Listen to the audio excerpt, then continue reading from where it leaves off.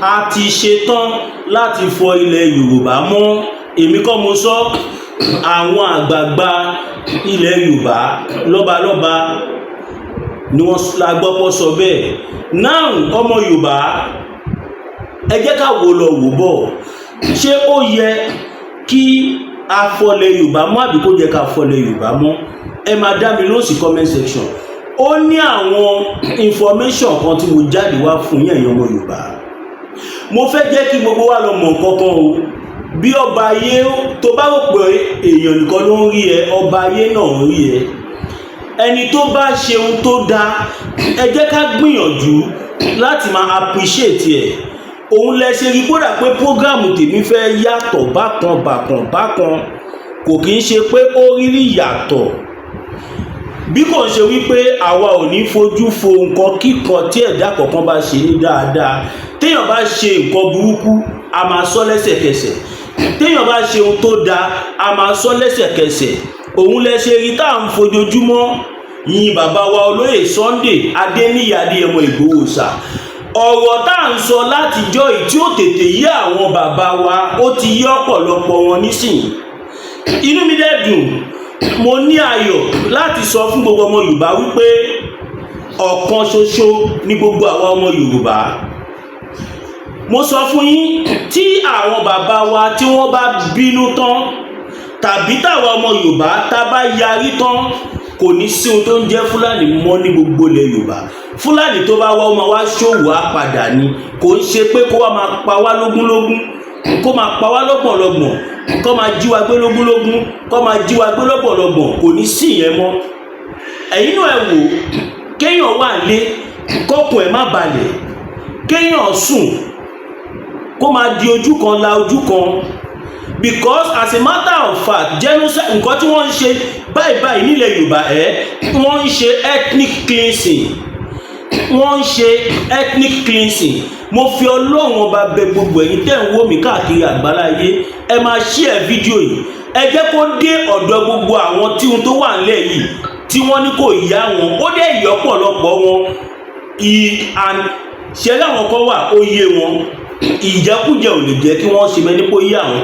Àwọn kan dẹ̀ wà ó ń gbọ́ ṣùgbọ́n kò yé wọn. Now ẹ̀yin náà ẹ wò ó, kí bàbá kó bímọ, kó níyàwó, kí bàbá máa lọ síbi iṣẹ́, kí ìyàwó náà dágbére kó náà lọ sọ́jà, kí àwọn ọmọ kó dágbére báwọn lọ síléèwé, kọ́kàn ni wọ́n dẹ̀ máa balẹ̀ pé àwọn lè padà ríra mọ́. Irú gbèsè ayé wo nìyẹn? Ọkọ a máa bẹ Ọlọ́run ní pé kóhun délé báyàwó òun láyà tàlàfíà, ìyàwó náà a máa bẹ Ọlọ́run pé kọ́kọ́ òun padà dé láyà tàlàfíà. Àwọn ọmọ wọn a máa bẹ Ọlọ́run pé káwọn òbí àwọn padà dé, àwọn òbí náà máa bẹ Ọlọ́run pé káwọn ọmọ àwọn padà dé. Irú gbèsè ayé wo nìyẹn? Irú gbèsè ayé wo? Ìgbésí ayé kìgbésí ẹrú ni. Ẹrú ni anything lè ṣẹlẹ̀ sí at any time tí ò ní ṣẹlẹ̀ tó máa kí ẹ̀. Àwa ọmọ Yorùbá a dẹ̀ ti sọ ní gbogbo ìgbà, a ò kì í ṣe ẹrú, a ò dẹ̀ lè máa ṣe ẹrú lórí ilẹ̀ bàbá wa. Yorùbá ni mí, Yorùbá nìran mi. A ò lè la ojú wa sílẹ̀ káwọn wèrè máa pa wá, kó máa fi wá play politics. Òun lẹ ṣe rí tá a ṣe pariwo síta pé ẹ̀yin bàbá wa ẹ máa wò wá níran. Torí pé ọ̀pọ̀lọpọ̀ àwọn bàbá wa yẹn kò ń ṣe pé kò ń ẹlòmíì nínú wọn láti gbèjà wa, ṣùgbọ́n wọ́n wò pé tí n bá jáde tèmi àti lágbájá bá jọ sọ̀rọ̀ sí, before you know a ti lọ gbé fún àwọn ọ̀tá. Irú ẹ̀ ó fẹ́ jọmọ́ nǹkan tí mo suspect kó ṣẹlẹ̀ lẹ́kìtì, mi ì mọ̀ bóyá bẹ́ẹ̀ ló ṣe rí o, but tí ikú ilé ò bá pa ni tòde ò lè pa ni. Kẹwòrán àwọn ọba táwọn Fúlàní tó fìbọn já sí wẹ́wẹ́, tí wọ́n fìbọn já ìfún wọn. Ọba aládé ṣe bá padà gbọ́ pé security meeting ni wọ́n lọ, wọ́n ní security meeting lọ lórí ọ̀rọ̀ Fúlàní náà ni. Nínú gbogbo àwọn tó wá lọ́bẹ̀, àwọn bàbá méjèèjì ló wá pa ní ìfọ́nà ìfọ́ṣù. Ṣó jẹ́ kó rí bẹ́ẹ̀? Most nǹkan tí ọ̀pọ̀lọpọ̀ àwọn èèyàn ń sá fún tí wọ́n ń yẹra fún nìyẹn, pé you don't know who is who. Àmọ́ àwa dúpẹ́ lọ́wọ́ Ọlọ́run pé ọlọ́run fún wa lẹ́ni tó ṣe fọkàn tọ́ tó ṣe fẹ́ ọlọ́run nìkan lèèyàn lè fẹ̀yìntì ṣùgbọ́n tá bá ń sọ̀rọ̀ nípa pé kéèyàn sọ̀rọ̀ bẹ́ẹ̀ ká bá bẹ́ẹ̀ kéèyàn ìjẹ́ ọmọlúàbí èèyàn olóyè Sunday Adéníyì Adéyẹmọ Ìgbòho òòṣà owó babádámì ẹkùn ọkọ Fúlàní àjànàkú kọjá mo rí nǹkan fìrí tabarérin ká ní arérin ẹmu ẹkì ẹran bí ó rẹ̀ kọ́ ládéládé ládé aláàfin ò ládé adé aládìkún làgbàfà láàfin ṣe rí pé àwọn ìran bàbá wa olóyè Sunday Ìgbòho wọn ti ń ṣorí látọjọ́ tó ti pẹ́ fún ilẹ̀ Yorùbá kò kì í ṣe èyí tí wọ́n ṣe yìí ìran wọn ìran aláàánú ilẹ̀ Yorùbá ni wọ́n jẹ́ aláàánú ni wọ́n jẹ́ sí ìran Yorùbá bẹ́ẹ̀ ni ìran wọn ìran aláàánú ló jẹ́ sílẹ̀ Yorùbá tí n bá sọ mu sọ ni Ọlọ́run ọba ó fi ìran Adéyẹmọ ó fi ṣe àánú fún àwa ọmọ Yorùbá ṣùgbọ́n ọ̀pọ̀lọpọ̀ àwa ọmọ Yorùbá a rí afi ẹ̀tẹ̀ sílẹ̀ à ń pa làpálàpá ọ̀pọ̀lọpọ̀ àwa ọmọ Yorùbá a mọ̀ pé nǹkan tí bàbá wa olóyè Sunday Adéníyì Adéyẹmọ Ìgbòho tí wọ́n ń ṣe gbogbo wa la mọ̀ wípé yes n tó tọ́ àti n tó yẹ ni gbogbo àwa ọmọ Yorùbá pàápàá jùlọ àwa ọ̀dọ́ a dúró tì wọ́n digbidigbi torí wípé irú àwọn olórí tá a fẹ́ nílẹ̀ Yorùbá nìyẹn irú àwọn tí wọ́n ń pè ní olórí nìyẹn kò kì í ṣe ẹni tọ́lọ́run fún lágbára tó fún lówó tó fún ní ipò tó fún ní gbajúmọ̀ tó fún ní fọ̀pọ̀balẹ̀ tó fún ní gbogbo ohun tí ẹ̀dá ń tọrọ fún láyé yìí tí ó dẹ̀ tún torí ẹ̀ sọ pé àwọn ò ní jà fún àwa tí a ò lágbára kò kì í ṣe bàbá wa olóyè Sunday Ìgbòho nìkan ni alágbára tó wà nílẹ̀ Yorùbá ṣùgbọ́n torí pé àwọn lọ́lọ́run yàn pé kó rẹpísẹ́ǹtì gbogbo àwa ọmọ Yorùbá àti bàbá wa emeritus merited professor Adébánjí Akíntóyè gbogbo tí ń jẹ́ tọ́lọ́run bàbá àsíá Yorùbá nation yìí ni kàsíá Yorùbá nation Ọlọ́run á fún yín lórí ọ̀fẹ́ láti lè gbé sókè níjọ́ tó bá máa declare Yorùbá nation gbogbo tí ń jẹ́ tọ́lọ́run kò sí ọdún tí ẹ bá pè Ọlọ́run á ṣe oore yẹn fún yín kẹ́ bá mi ṣàmì gbogbo ọmọ Yorùbá àti bàbá wa olóyè Sunday Ìgbòho náà àti èmi náà àti gbogbo ẹ̀yin tí a jọ ń ṣe tọkàntọkàn tí a ò ṣe nítorí owó tí a fẹsẹ̀ síbì kan ká fẹsẹ̀ kejì síbẹ̀ yẹn no àwa tí a ń ṣe pẹ̀lú òótọ́ ọnú lágbára Ọlọ́run á fún wa lórí ọ̀fẹ́ láti witness Yorùbá nation and láti witness ẹ̀ nínú good health àti gbogbo ohun téèyàn fi ń gbélé ayé now mo wò bọ̀ pé kí ló lè fà á tí àwọn kan tí wọ́n fi ń pọ̀n sẹ́yìn àwọn Fúlàní kí ló fà á tọ́pọ̀lọpọ̀ àwọn èèyàn wa tí wọ́n lè sojú abẹ nípò mo wá rí i pé àwọn tí wọ́n ń tako Yorùbá nation wọ́n pín sọ́nà mẹ́ta àwọn tó jẹ́ wípé wọ́n ti fi owó dí wọn lẹ́nu alákọ̀ọ́kọ́ èmi ò mọ kàtígórì tẹ́yìn tí ẹ̀ ń takò wá tí ẹ wà nínú mẹ́tẹ̀ẹ̀ta ẹ̀ kó ní kálukú mú tiẹ̀ àwọn tí olóṣèlú sponsor tó ń fún lówó ìyìn àwọn Fúlàní àti àwọn tó jẹ́ ọmọ àlè ilẹ̀ Yorùbá bí kí bàbá wọn jẹ́ Fúlàní kí ìyá wọn jẹ́ Yorùbá mixture àti àwọn tó jẹ́ wípé àwọn tí wọ́n ń ṣiṣẹ́ fún àwọn Fúlàní àwọn ọmọ àlè àti àwọn ọ̀tá ìlọsíwájú ilẹ̀ Yorùbá torí anybody tó bá dìde tó bá lóun fẹ́ bá ṣe Sunday Igboho fa anything àwọn alálẹ̀ ilẹ̀ Yorùbá ló fẹ́ bá jà a dẹ̀ máa ń sọ time without number ẹ̀rù ò bá wa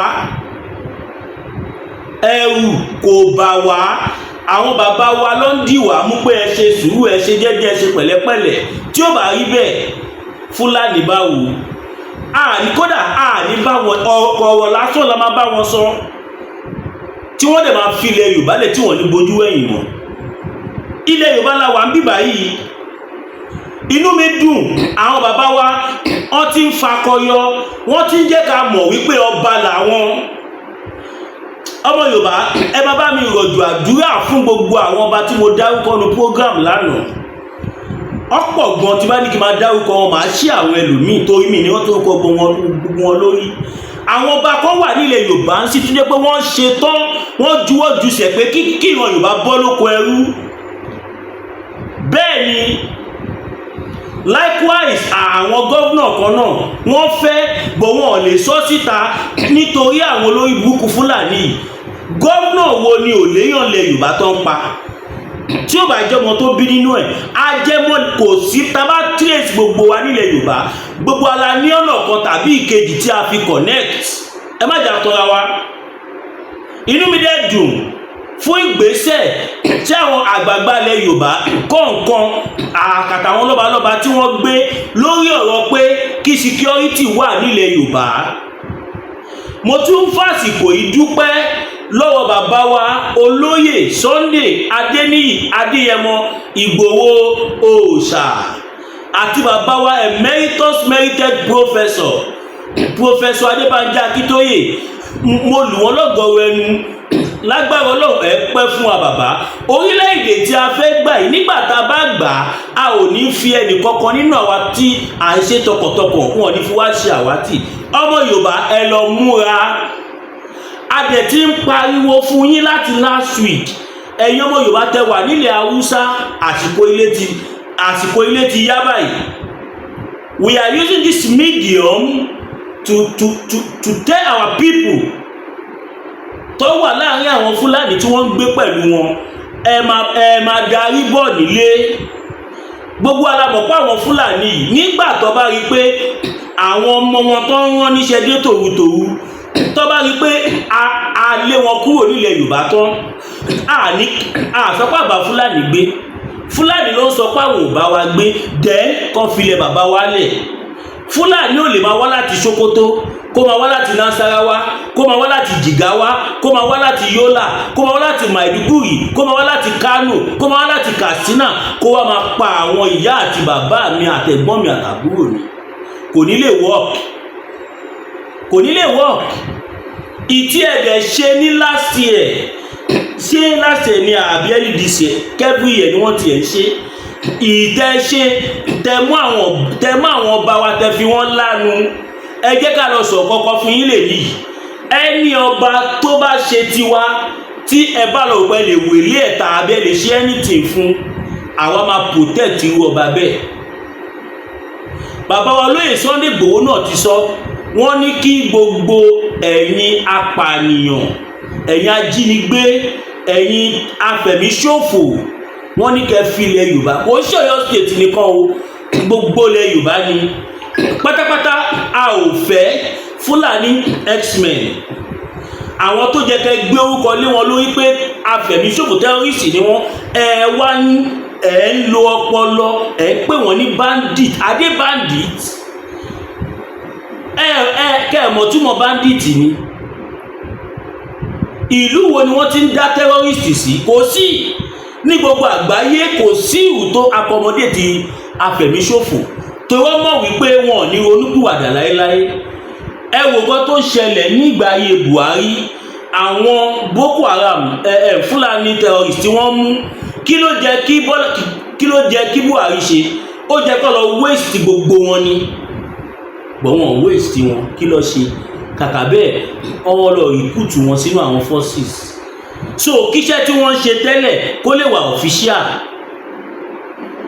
Gbogbo wa là ń gbọ́ oríṣiríṣi cases tí ẹ̀kọ́ máa gbọ́ pé àwọn àmì ìpààyàn bì kan ń gbọ́dọ̀ kò kí ń ṣe the original army. That is the fact. Àwọn kan wà tó jẹ́ pé wọ́n wá láti Futaja lọ́nà tó jẹ́ àwọn àgbààgbà Fúlàní Kabas àwọn ló dá wọn sí Nàìjíríà. Gbogbo ọdẹ lọ́mọ nǹkan tí wọ́n ń ṣe.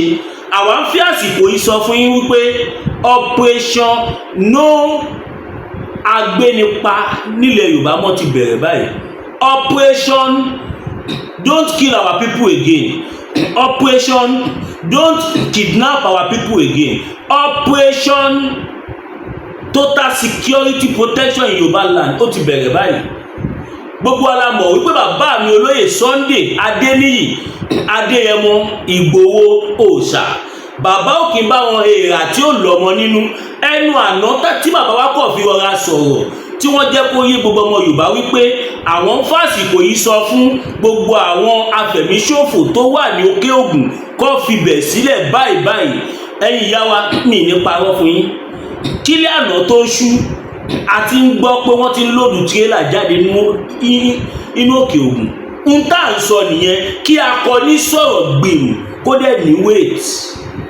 Ọlọ́run ló gbé bàbá wa ṣe Sunday Igboho dìde, kò kì í ṣe èèyàn, kò dẹ̀ ń ṣọpọlọ èèyàn. Ọlọ́run fún ara ẹ̀ ló dìdí gbé wọn dìde. Iṣẹ́ tí wọ́n dẹ̀ ń ṣe bóògbó ti ń jẹ́ tọ́lọ́run, àṣeyè ló máa ṣe.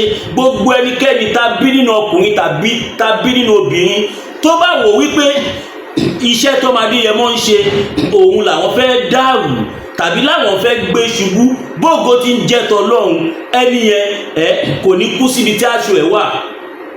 Gbogbo ẹni tó bá ti sọ pé ìran Yorùbá lòun fẹ́ máa tákù, bóògbó ti ń jẹ́ tọ́lọ́run, àwọn alálẹ̀ ilẹ̀ Yorùbá wọ́n á fi ṣẹ̀sín láyé, wọ́n á fi ṣẹ̀sín lọ́run.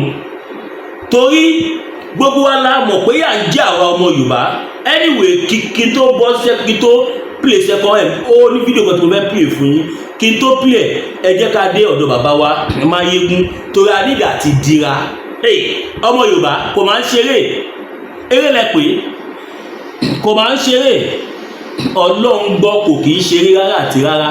Ẹ já lọ́dọ̀ bàbá wa Máyégún. Olúsadé ní pẹran abawọ tọlẹ̀tọlẹ̀ lọ́jọ́ tí iná bá fojú komi ní dákẹ́ ariwo ọ̀sẹ̀sẹ̀rẹ̀ ò gbọ́dọ̀ tẹlẹ̀ bí ògòǹgò bó bá rìn bí ògòǹgò sísẹ́ lẹ́sẹ̀ rẹ̀ ó sẹ́ ẹ̀yọ̀ ìkọlà ló lórí ẹ̀yọ̀ olóyè Máyégún Aníkúlápó wọ̀lú jìgànjìgàn bí ẹkùn akọrabata òkúta baba aláwo tó ń dífá bí ẹni wẹjú gbogbo ayé bá gbóná lalala bí iná àjẹrè táwọn ìyàmí bá mi ayé ọmọ ènìyàn jìgìjìgì tètè máa bọ̀ wá sọ́dọ̀ ọmọ oníṣẹ́ olúfẹ̀ olóyè Máyégún Aníkúlápó oṣù òórùn sùmọ̀lú ló lé ọkiri ojú oorun ogun àmúbọ̀n rere ní tiẹ̀ ní ìdí àìrọ́mọ bí lọ́mọ aráyé fi dì ọ́ ogun gbèsè láyé fi kẹ́ ìwọ ni tàbí àmì ìkórìíra ní bẹ lára rẹ àìsàn ọjọ́ pípẹ́ ogun ìdílé àti bẹ́ẹ̀ bẹ́ẹ̀ lọ tètè gbéra ńlẹ̀ kó dìde kàn sí olóyè Máyégún Aníkúlápó gbogbo ara kìkì oògùn abániyẹ̀ràwọ̀ ẹni wò abólórí bẹ̀rí fún ẹ̀kúnrẹ́rẹ́ àlàyé tàbí àyẹ̀wò nípa ogun tó ń ja ayé rẹ pè sórí nọ́mbà yìí 08023940939 08023940939 ìjì kìí jà kó gbé odó lọ ìjì kìí jà kó gbé ọlọ́lọ́ a kìí borí olóńgbò ní mògún ìwọ ló rẹ̀ yọ̀ tá rẹ ló kọ lọ́wọ́. Káàbọ̀ padà yìí ènìyàn wa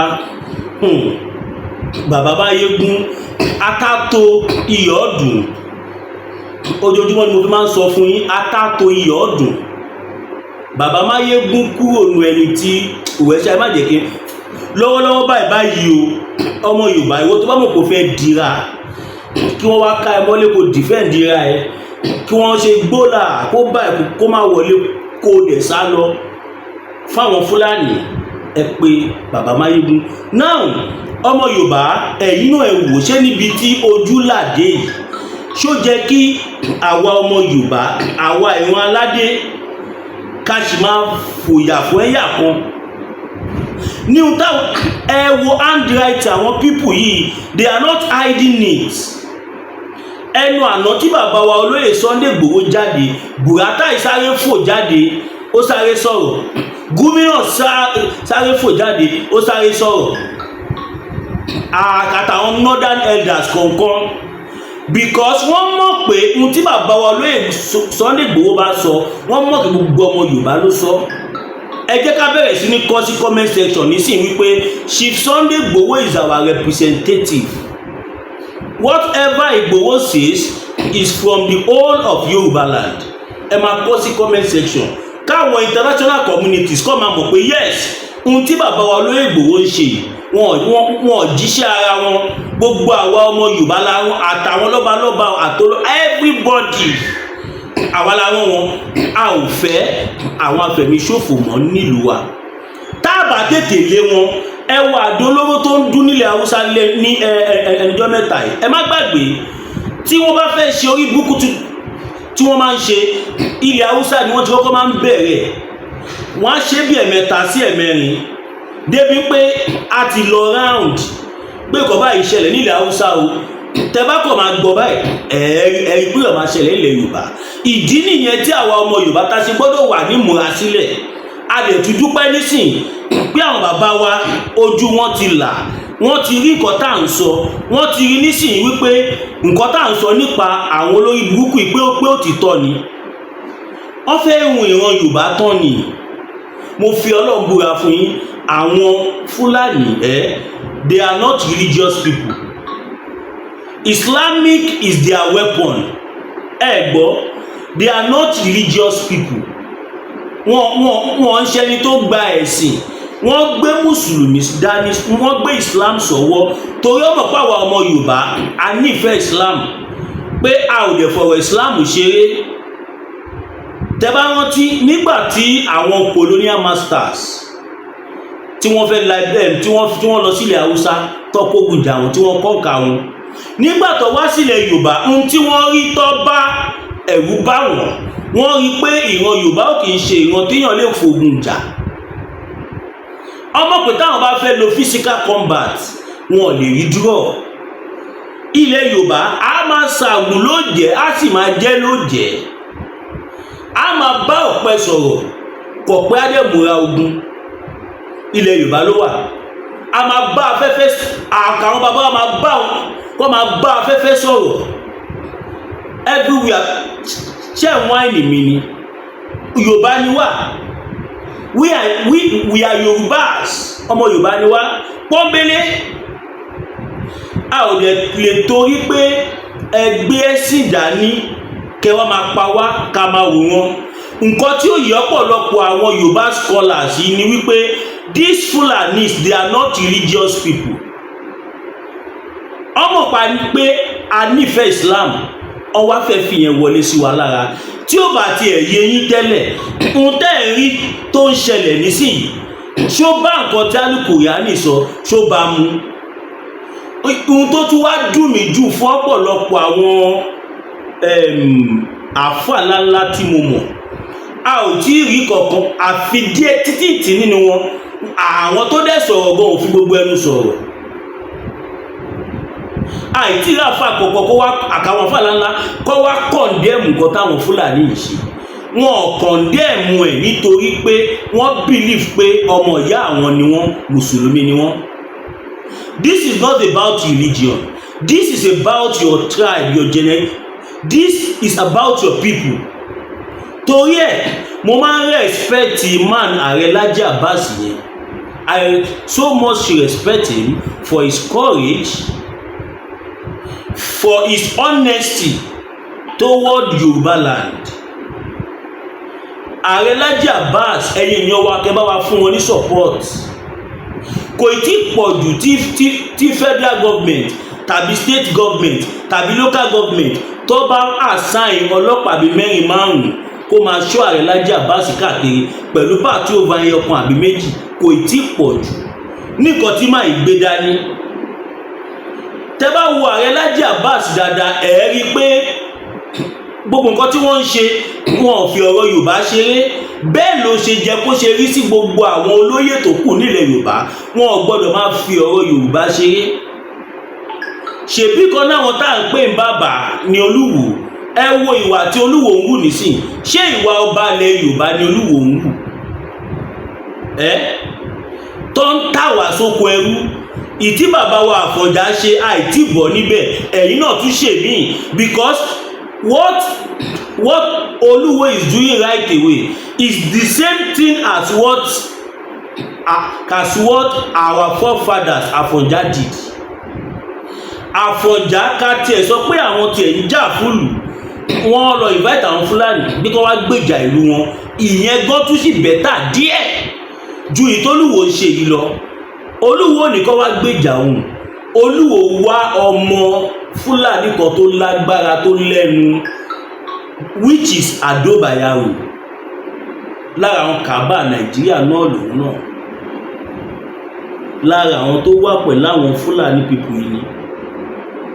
Wọ́n wá mú ọmọ ẹ̀ wọ́n wá fẹ́ sílé gẹ́gẹ́ bí aya. Tí tọ́mọ Ado Bayero bá bí Yorùbá ní tó bá bí ọkùnrin kan nísìn in next 20 years ọmọ Ado Bayero a máa bá àwọn ojúlówó ọmọ a máa bá wọn jà sípò Olúwo torí automatically ọmọ tólúwo bá bí is a prince ó lẹ́tọ̀ọ́ sí ipò ọba. Ìdí nìyẹn tí ẹ̀yin afọbajẹ tẹ̀yin àgbààgbà Yorùbá tẹ́ ṣe gbọ́dọ̀ tètè jẹ́ kólúwo kí wọ́n kọ́ ṣe báyìí báyìí sí ọ́fíìsì wọn yẹn, because nǹkan tí wọ́n ń ṣe fún wa yẹn ó ń pa ìran Yorùbá lára nǹkan tá à ń sunkún ẹ̀ lọ́wọ́lọ́wọ́ báyìí nìkan tí Olúwo ń ṣe yẹn. Mo dẹ̀ expect kó jẹ́ káwọn council of obas àtàwọn first class council traditional ó jẹ́ kó ti pè wọ́n kó ti kókó wọn tó ọ́dà. Ilẹ̀ Yorùbá ní bíbáyìí ẹni tí ó bá lè tẹ̀lé àṣà àti ìṣe wa kó má wá jọba. Ẹ lè máa useless àpèrè àwọn baba ńlá baba wa. Táwọn baba ńlá baba wa tí wọ́n bá useless àpèrè yẹn báyìí ẹ ní opportunity àti sọ pé ìwọ fẹ́ wá bẹ́ẹ̀. Bó tiẹ̀ jẹ́ Ọlọ́run nìkan ló mọ ọbẹ̀ ṣe débẹ̀. Pẹ̀lú àwọn rẹ́kọ̀dù yín tí wọ́n gbé jáde tí gbogbo ayé rí, ìṣe ló jẹ́ kí ọ̀rá paplo ẹ̀yin kan náà yìí ẹ ti believe pé tó bá fẹ́ yọ yín páwọn àdóbàyàwó á dá sí i. Ọ̀rọ̀ Yorùbá lélẹ́yìí kò sí tó kọ àdóbàyàwó níbẹ̀. Àdóbàyàwó kò tí ì rojú ríran rí láì fún ara ẹ̀. Gbogbo ẹ̀dá tó bá ti wà láyé yìí tó bá ti sọ pé ìṣubú olóyè lòun wá àní wọ́n á máa pasún ayé níṣẹ́ ẹ̀. Àdóbàyàwó tí Olúwo fẹ́ ọmọ ẹ̀ láti lè máa fi tákù àwa ìran Yorùbá láti lè jẹ́ kọ́mọ Fúlàní máa jọba níwò. Àdóbàyàwó yẹn nísìnyí báyìí Ọlọ́run wá mọ̀ fà jùlọ wọn, Ọlọ́run fi ṣẹlẹ́yà. Báyìí kóòtù ti ọ́dà pé wọn tún gbọdọ̀ gbọmọ lẹ́nu Àdóbàyàwó kó ń pera ẹ̀lẹ́míà. Ọdẹ ti lè kúrò ní palace ní second palace tó wà. Èèyàn ò ní kọlù Ìgbòho kí Ọlọ́run má jà ránkì ẹ̀. Ẹ̀yin ìyá àti bàbá wa ẹ má jẹ́ kí anybody tán yìí. Ẹ̀rí pa àwọn olóṣèlú tí ń lọ káàkiri wọ́n tún ti ń ṣe business as usual. Wọ́n ti ń fún àwọn èèyàn gúgúrú òkú kan ti ń fún wọn lẹ́pà wọ́n ti ń fún wọn ní gààrí. Mo máa ń sọ fún yín àwọn politicians wọ́n fi poverty fi control wa ni. Torí ẹ̀ lẹ ṣe rí tó ṣe lè fún Nigerian government láti san more than 500,000 as minimum wages, and the money is there. Tó bá fẹ́ máa fún each worker ní 500,000 lóṣù at least agbára Nàìjíríà gbé ojú bẹ́ẹ̀ lọ. But tó bá ṣe bẹ́ẹ̀ yẹn wọ́n mọ̀ pé ọ̀ọ́ni lè fi poverty fi control wa mọ́.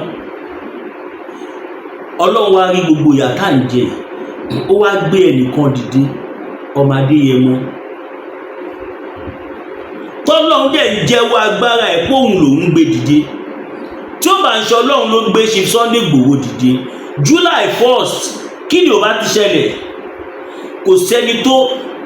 Kò sẹ́ni tó survive well in the history of Africa, not history of Yoruba land, history of the whole Africa, not even North Africa, not South Africa,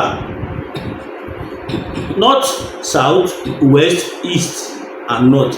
Kò kìí ṣe yẹn nìkan o, gbogbo the whole of Africa kò tí ì sẹ́ni tí ìjọba burúkú plan ní orúkọ bẹ́ẹ̀ fún tí wọ́n rí mú balẹ̀. Ìyẹn lè fi máa mọ̀ pé Ọlọ́run ọba tó gbé bàbá ìdíje kò padà lẹ́yìn wọn. Ẹ tún wo ohun tó ṣẹlẹ̀ nílùú Benin nígbà tí bàbá wò pé káwọn tiẹ̀ máa lọ Germany kí àwọn lọ sinmi. Ẹ̀rù ìjà kan ló ń ba Chief Sunday Igboho tó fi kúrò lé. Mo fi Ọlọ́run búra fún yín, ẹ̀rù kọ́. Bàbá wò pé kẹ́ẹ̀mí àwọn aláìṣẹ̀ má jábọ́. Bẹ́ẹ̀ mo sọ fún yín nǹkan tí bàbá wò jọ yẹn nìyẹn. And we are law-abiding citizens. Gbogbo nǹkan táwa Yorùbá máa ń ṣe a máa ń jẹ́ kó ọmọlúàbí wà níbẹ̀ kí ń yọ ìjẹ́ ọmọlúàbí wa. Nígbà tí wọ́n dé Kotonu yìí wọ́n mú wọn.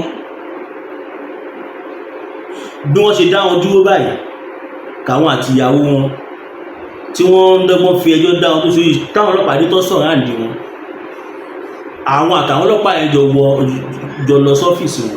in the next 10 minutes ọlọ́run ti gbé bàbá kúrò níbẹ̀ yẹn àṣùṣùà torí pé ọlọ́run ọba ló gbé wọn dìde ọlọ́run dẹ̀ gbé wọn kúrò níbẹ̀ for more than 4 hours wọn ò rí wọn bàbá ló ṣẹ̀ṣẹ̀ wá gbọ́kadà padà sí bẹ́ẹ̀ tí wọ́n lọ bá wọn nígbà tí wọ́n fìyàwó wọn sílẹ̀ ká dúpẹ́ lọ́wọ́ ọlọ́run pé àwọn ọ̀dàlẹ̀ tó fojú hàn nínú múfúmẹ́ǹtì wọ́n tètè fojú hàn because tí gbogbo nǹkan tó ṣẹlẹ̀ gan ò bá ṣẹlẹ̀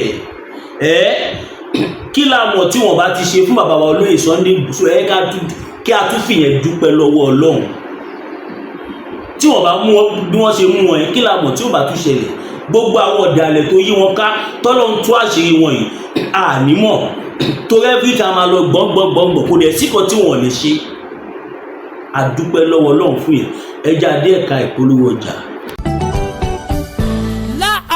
bitter tea ẹkùn tí ń wọ̀yá àjà pẹ̀lú àwọn kíndìnrín tó ní stone nínú ìyẹn kidney stone yóò mẹ́ẹ̀tì ẹ̀ tẹ́sí yádànù nínú àgọ́ ara yín òun kan náà ló ṣiṣẹ́ fún liver ìyẹn àìsàn jẹ̀dọ̀jẹ̀dọ̀ a sì tún máa ṣiṣẹ́ fún ààtì ìyẹn ìṣòro àìlèmí sókè sódò dáadáa láàólà bitter tea ló tún ṣiṣẹ́ fún ìfúnpá gíga ìyẹn high blood pressure bákan náà gbogbo ẹ̀yin tẹ́ ẹ bá ní ìṣòro ìsétọ̀ tí a mọ̀ sí prostate cancer gbogbo àwọn àìsàn tá a là kalẹ̀ yìí pátápátá òun ni láàólà abá bitter tea yóò bá wà yá àjà ìṣòro ara ríro ńkọ́ láàólà bitter tea òun ni kẹ́ ẹ gbẹlura láti wá rí egbòogi láàólà bitter tea rà àbí tẹ́ ẹ bá fẹ́ mọ ibi tí wọ́n tẹ̀dó sí ẹ mẹ́sẹ̀gì wọn lórí àwọn whatsapp numbers yìí +447-4245-27137 àbí àwọn Nigeria numbers yìí 08033194355 tàbí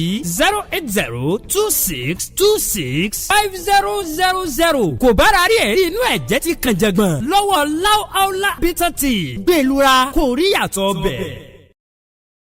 ẹ káàbọ̀ padà ẹ̀yin ènìyàn wa ẹ káàbọ̀ padà once again láàólà bitter tea lẹ́gbọ́ tí mo polówó yẹn kí wọ́n tó bá ní heart problem lungs problem kidney problem tó ní hepatitis tó ní ulcer tàbí wọ́n tó jẹ́ pé tó bá gun orí madam ká tó ìṣẹ́jú márùn-ún wá ti da tọwọ́ ẹlẹ̀ nǹkan burúkú ni pé baba láàólà bitter tea nọ́mbà wọn ni wọ́n pè yẹn ẹ pè wọ́n ẹ bá wọn sọ̀rọ̀ kò síbi tí wọn kì í deliver sí all over the world anywhere in the world on deliver síbẹ̀ kò fẹ́ àdòdùn ni má tìjú bá bàbá sọ kò fẹ́ àdòdùn kò fẹ́ pẹ́ lórí anything tó bá fẹ́ bóyá arúgbó ara ti dé ẹ̀dẹ̀ tí fẹ́ máa kọ́lẹ̀ gbọ̀ngbọ̀ngbọ̀n ẹ pé láàólà bitter tea anything aba mo guarantee wọn 100% tí wọ́n lè ní bára wọn jẹ́ láíláí now back to nǹkan tá à ń sọ̀rọ̀ èmi personally mo ń fi àsìkò yìí dúpẹ́ lọ́wọ́ àwọn bàbá wa